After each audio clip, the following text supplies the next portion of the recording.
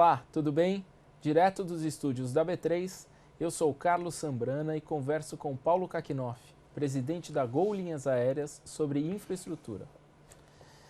Kakinoff, antes até de entrar nesse tema infraestrutura, tem um outro tema que é muito importante para as empresas aéreas do Brasil, que é a questão do capital estrangeiro, participação do capital estrangeiro nas empresas aéreas brasileiras. Hoje ele é limitado a 20%. A Gol, inclusive, tem um sócio estrangeiro, que é a Delta. Tem dois, a Delta e a Air France KLM também. Dois sócios. Como é que você enxerga esse projeto de liberar 100% do capital estrangeiro, a participação de 100% de uma companhia aérea estrangeira numa companhia aérea brasileira? A Gol, desde o primeiro dia da sua operação, ela tem sido fiel, né, a princípios bastante associados a uma agenda liberal, né, que envolve a liberdade para a competição, a liberdade tarifária e realmente o acesso à capital, né.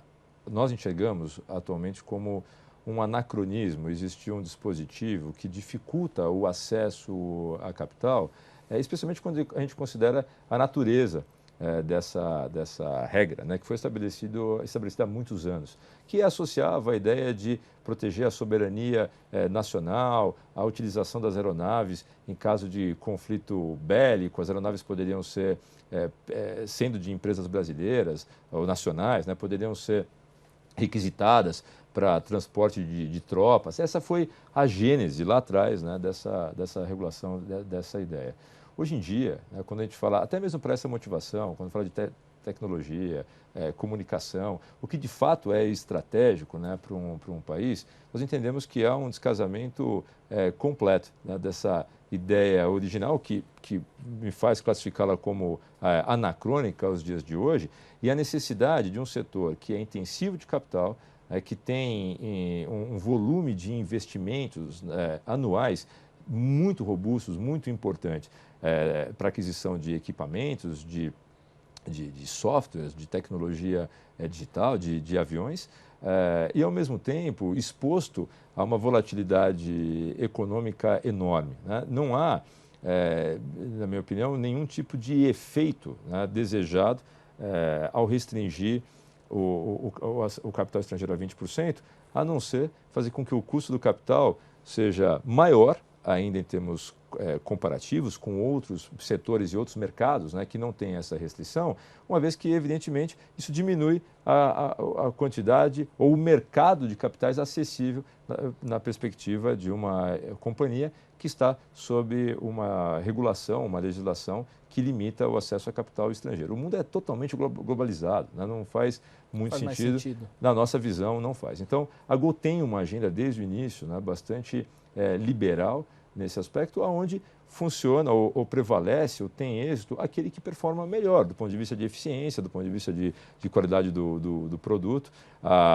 É importante também destacar que a Gol, ao mesmo tempo, sempre foi defensora de critérios que asseguram, por exemplo, a empregabilidade do brasileiro no setor aéreo. Nós somos totalmente favoráveis à manutenção da regulação que existe hoje, dizendo que os aviões têm que ser matriculados aqui no Brasil, os impostos têm que ser pagos aqui no Brasil, os tripulantes devem ser brasileiros para uma empresa explorar rotas do mercado brasileiro. De que forma impactaria um investimento, ou se abrissem essa janela, se pudessem seguramente, simplesmente pelo acesso a maior, um mercado maior de capitais, isso reduziria o custo de capital das companhias aéreas no Brasil, indiscutivelmente. E na questão da infraestrutura, Kakinoff, hoje o Brasil tem sérios problemas de malha logística, você não tem aeroportos equiparados aos aeroportos que a gente encontra fora do Brasil, com raras exceções, obviamente. A gente tem Guarulhos, que é um excelente aeroporto, o aeroporto no Rio de Janeiro também, o Galeão. Agora, se a gente olhar o Brasil com essas dimensões continentais que tem o Brasil, ele ainda é carente de aeroportos.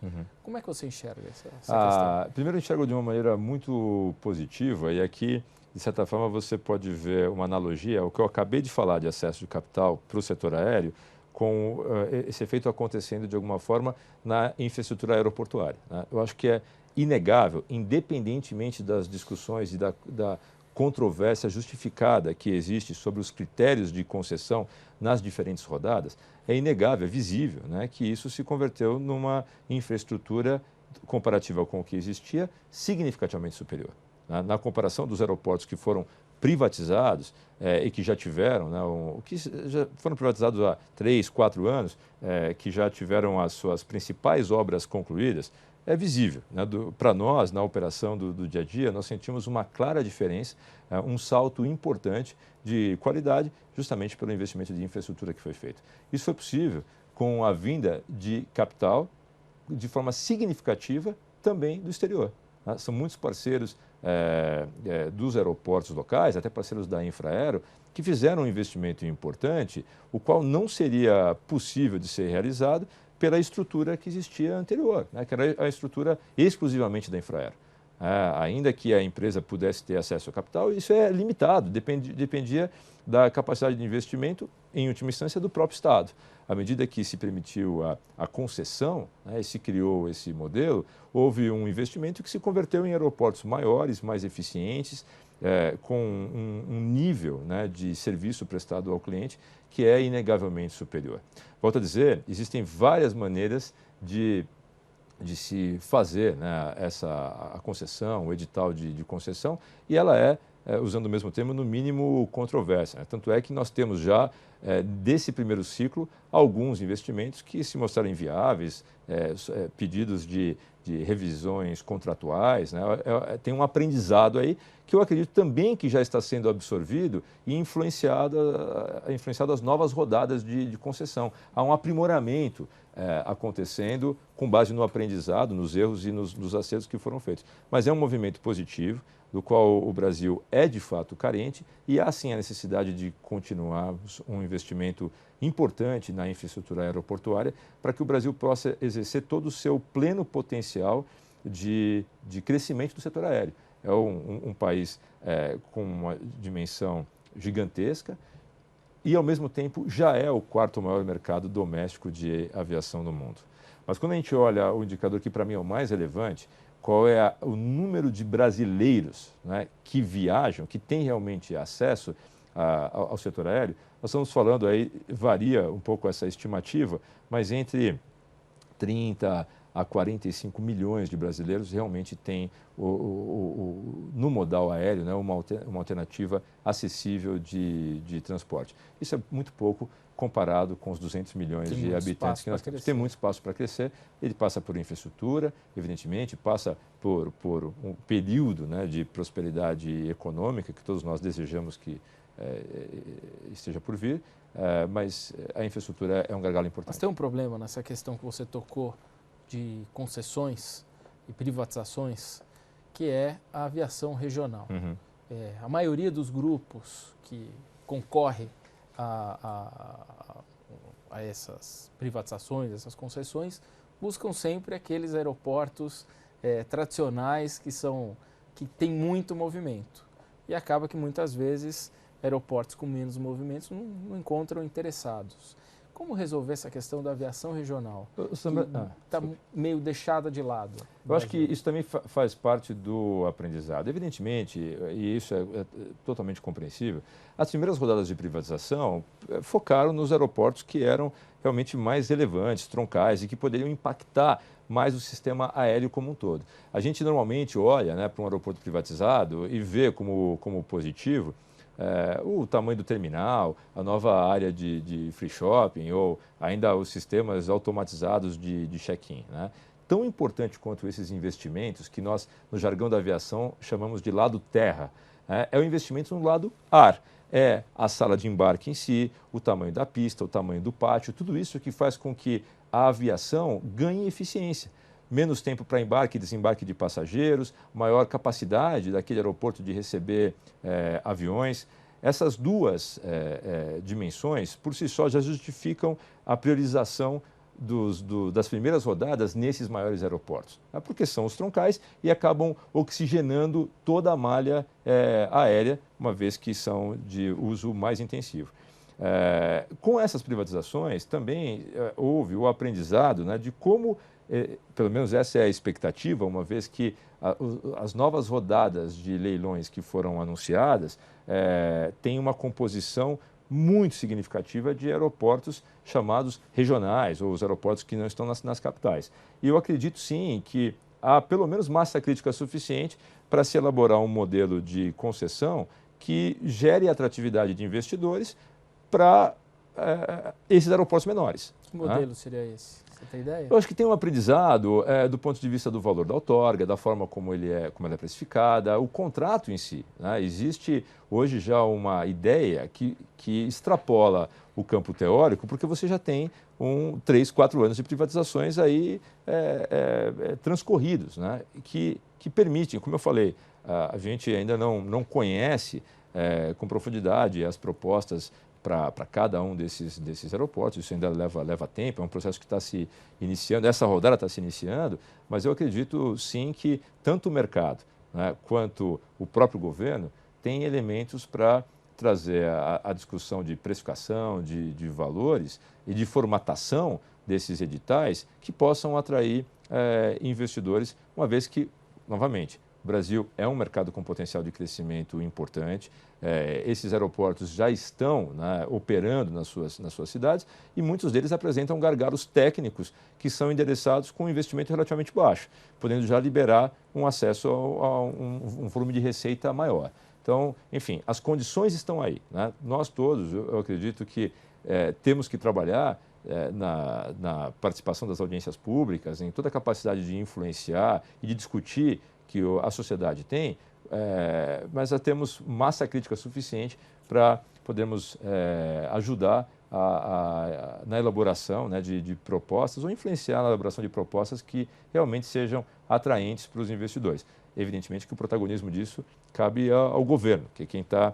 Mas eu sinto, para ser bastante fiel, né, aos fatos, que há um interesse muito grande em realmente se estabelecer novas rodadas de concessão que de fato atraiam investidores.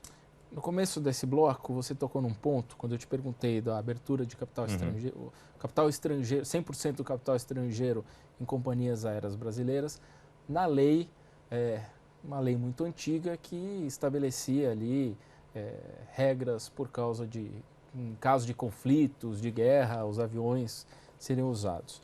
A gente tem um exemplo agora de 2 companhias cruciais para a aviação mundial, a Embraer e a Boeing, que estão conversando por uma possível união.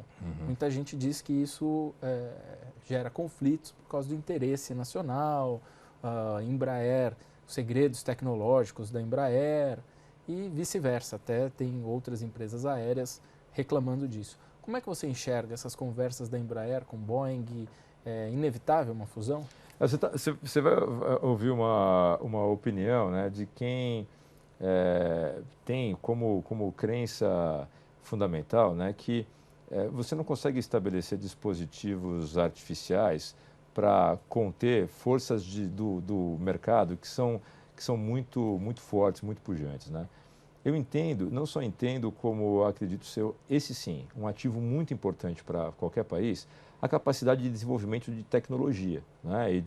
E a capacidade de engenharia. E, nesse sentido, a Embraer é um orgulho para todos nós, né, de fato. Há que se pensar, é completamente natural, né, que se pensar em preservar isso.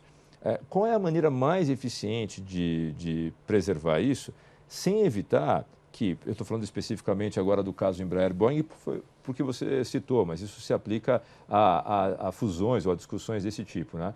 Sem alijar 2 empresas de excelência em diferentes segmentos do mesmo mercado, de se associarem com o objetivo de ganhos inevitáveis também, de sinergias, de capacidade de venda, de troca de tecnologia, onde de fato todos ganham. A Boeing, e essa daí a gente pode falar até com um pouco mais de propriedade, né? É o nosso avião que nós operamos há anos, ela está na fronteira sempre, né, da tecnologia, do ganho de eficiência. Será que não tem absolutamente nada da Boeing que nós teríamos aqui brasileiros, né, que valorizar e aprender à medida que teríamos um acesso, sendo a Boeing uma empresa virtualmente associada com a Embraer e vice-versa. Tá? Essa discussão não está surgindo até onde é do meu conhecimento, e meu conhecimento se limita àquilo que tem sido comunicado pela imprensa e até mesmo pelas duas empresas. Não há outro interesse que gerou o início dessa conversa que não a mútua ideia das duas empresas de que elas podem trocar e transformar esse negócio em algo maior. Essa é uma força inexorável do mercado, né, que visa um ganho de eficiência e competitividade para as duas empresas. Como combinar esse interesse mercadológico com os interesses legítimos do Brasil, que estão associados a acesso à tecnologia, ao desenvolvimento da sociedade brasileira, nessa direção da engenharia, e até mesmo a empregabilidade. Eu tenho certeza, né, que, havendo um desejo dos dois governos, das duas empresas, se consegue estabelecer um modelo que evitaria o que particularmente eu consideraria algo a se lamentar, né, como brasileiro, que duas empresas de excelência, como eu falei, nos seus respectivos segmentos do mesmo setor, pudessem se unir e gerar algo maior, mais impactante, mais relevante, especialmente para os brasileiros. Há necessidade de se discutir isso profundamente. Aqui eu estou quase como comentarista esportivo, né, falando sobre futebol. Não estou lá no jogo. O jogo não foi jogado. O jogo não foi jogado. É mais difícil comentar assim. Estou me limitando exclusivamente a essa ideia teórica, conceitual. Eu não consigo imaginar que um bom acordo, né, entre duas empresas tão admiráveis como essa, Boeing e Embraer, não poderiam resultar em garantias importantes daquilo que de fato interessa, né, do ponto de vista do brasileiro, e ao mesmo tempo uma empresa da qual, né, nós todos nos orgulharíamos ainda mais. Nós estamos falando de um momento, né, 2018, onde as fronteiras desapareceram, deveriam desaparecer, né? E a Embraer e a Boeing podem fazer muitas coisas ainda mais grandiosas juntas, né, gerando muito valor, muita riqueza para o Brasil. Essa é a minha visão. Tá ok, muito obrigado, Kakinossi. E no próximo bloco conversaremos sobre economia e política.